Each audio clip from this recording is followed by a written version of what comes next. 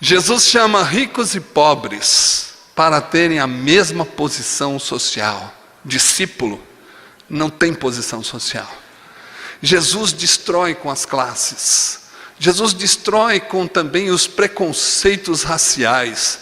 Não existe bárbaro, cítro, escravo, livre, homem, mulher, todos são iguais em Cristo Jesus.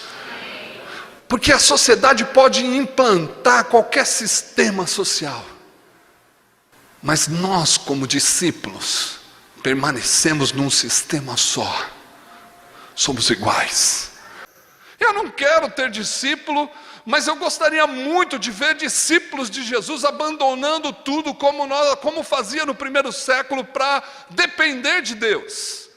Aí você vai falar, não, mas eu vou deixar minha vida para morrer. É isso que Jesus propõe.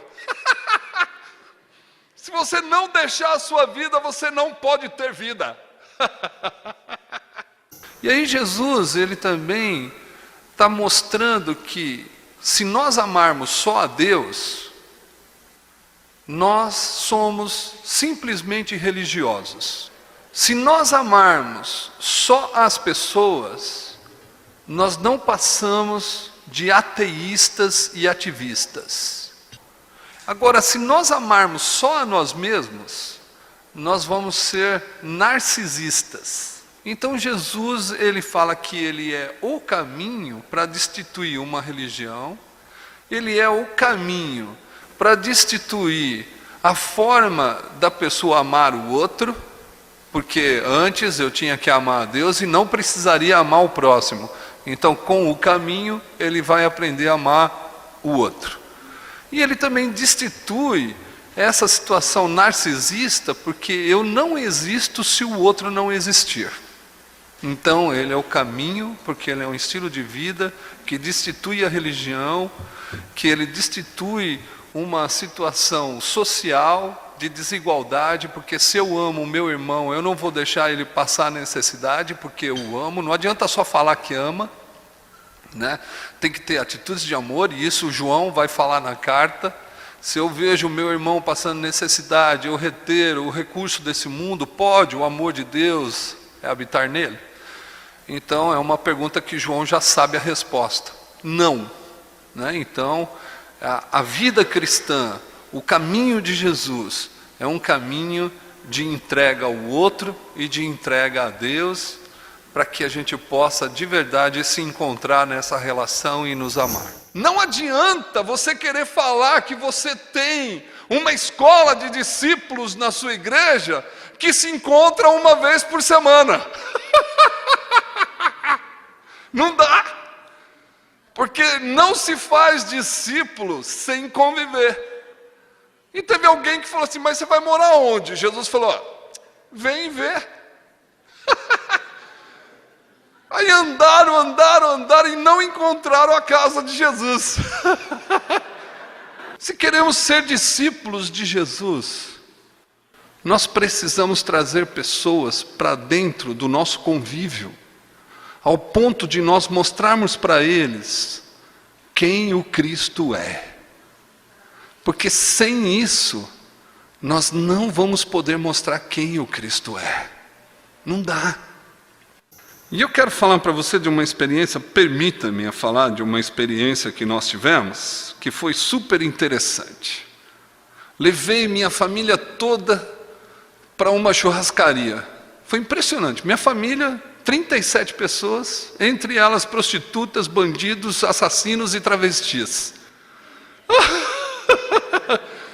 Todos eles entrando na churrascaria. Foi impressionante. E tem um rapaz, que eu quero chamar aqui de Vicente, que ele assassinou 6 pessoas e morou no Carandiru por 14 anos. E ele achava que ele era meu segurança. Onde eu vou, ele ia atrás e queria ser meu segurança de alguma forma. Um cara super dócil, gente boa. Você não acredita, mas é verdade. E aí o gerente viu toda aquela casa, toda aquela família, que parecia a família Adams, só faltou a mãozinha, né? entrando, ele veio conversar comigo. E o Vicente do meu lado. Ele falou: você trouxe todos esses bandidos para dentro do meu restaurante, você vai andar. Eu só olhei para ele e falei: olha, só me serve que eu tenho dinheiro, eu vou pagar. E eu quero que eles comam num restaurante. Aí ele foi embora, bravo, né? Aí o Vicente olhou para mim e falou: você quer que eu mato ele agora ou depois?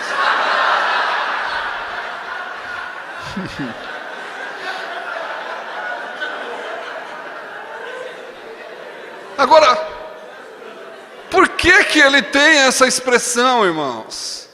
Porque ainda não teve a plenitude do Cristo na vida dele. Eu falei: não, Vicente, tu é crente agora. Ele falou: é mesmo, eu sou crente, não posso matar mais ninguém.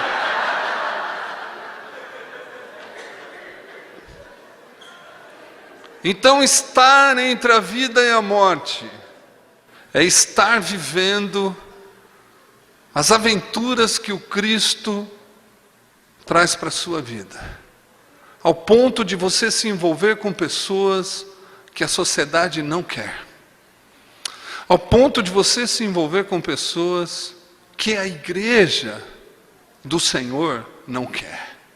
O Evangelho, ele não é o Evangelho de conquista, ele não é o Evangelho de crescimento financeiro. O Evangelho proposto por Jesus é o Evangelho da partilha, é o Evangelho da mesa, é o Evangelho de dividir, é o Evangelho de compartilhar o pão, é o Evangelho de tirar as pessoas da fome. O Evangelho, ele propõe um sistema econômico totalmente diferente. E eu não quero falar aqui para você que eu estou falando de uma ideologia comunista ou socialista. Porque hoje os marxistas que pensam o marxismo, eles ainda estão na idade da população industrial e do oprimido, que agora a população industrial faz parte dos incluídos. Tanto aqueles que produzem como aqueles que são os empresários. Todos eles fazem parte da inclusão. Seja ela maior ou menor, elas fazem parte. Então os marxistas também já estão meio perdidos. Falar que o capitalismo também gera só recurso para industriais e pessoas empresárias, isso também é mentira. Porque aqueles que trabalham também produzem riqueza. Mas eu estou falando aqui de um evangelho que vai contra o sistema econômico. Eu estou falando aqui de um sistema que Jesus quer implantar. Jesus, ele quer implantar um sistema de partilha. E quando o evangelho chega, meu irmão, a classe social tem que terminar. Não pode existir ricos e pobres. Não pode existir, onde o evangelho é implantado, pessoas abastadas e pessoas famintas. Não podem existir pessoas que sentam na mesa e outras que comem as migalhas dos poderosos. Não pode existir pessoas que têm tudo e outros não têm nada. O evangelho propõe uma partilha de igualdade. Ele não participa e ele não coabita com pessoas que se sentam como poderosos. Mas Jesus, ele propõe uma partilha, e não é simplesmente uma partilha econômica, financeira, alimentar, de saúde. Ele propõe uma partilha de vida. Jesus deixa muito claro que ninguém tira a vida dele, mas é ele que a dá. Então foi uma escolha de Deus dar a vida. E a escolha de Deus dar a vida faz com que a gente copie Ele. Se ninguém tira a minha vida, eu mesmo a dou. Por quê? Porque o meu Senhor, ao qual eu sou discípulo, deu a vida. Será que não está na hora de nós nos arrependermos e falar para Deus: Deus, eu vou mudar minha vida, a forma de ser, o jeito de agir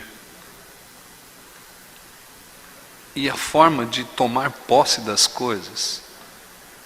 Será que não está na hora da gente chorar amargamente porque tem outro sofrendo? Será que nós vamos continuar nesse mesmo conformismo, achando que Deus me abençoou e Deus não abençoou todas as famílias da terra?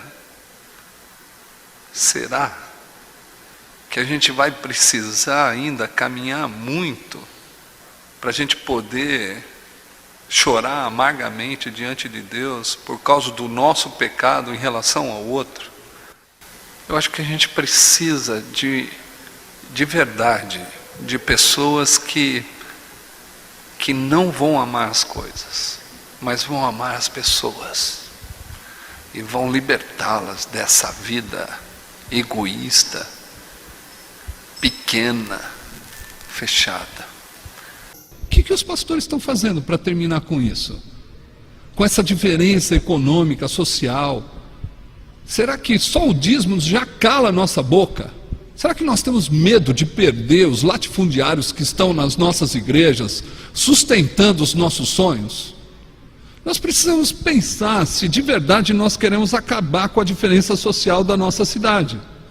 Porque cabe a nós denunciarmos que eles também estão tirando comida do povo, que eles não estão deixando a habitação acontecer e que eles estão roubando a Deus com as suas grandes terras. Acho que nós podemos viver com menos, ser mais simples e não almejar aquilo que a ganância quer. E eu acho que nós precisamos nos empobrecer por causa do outro. E eu acho que Missão Integral me ajudou a entender o quanto eu posso viver com menos. É isso.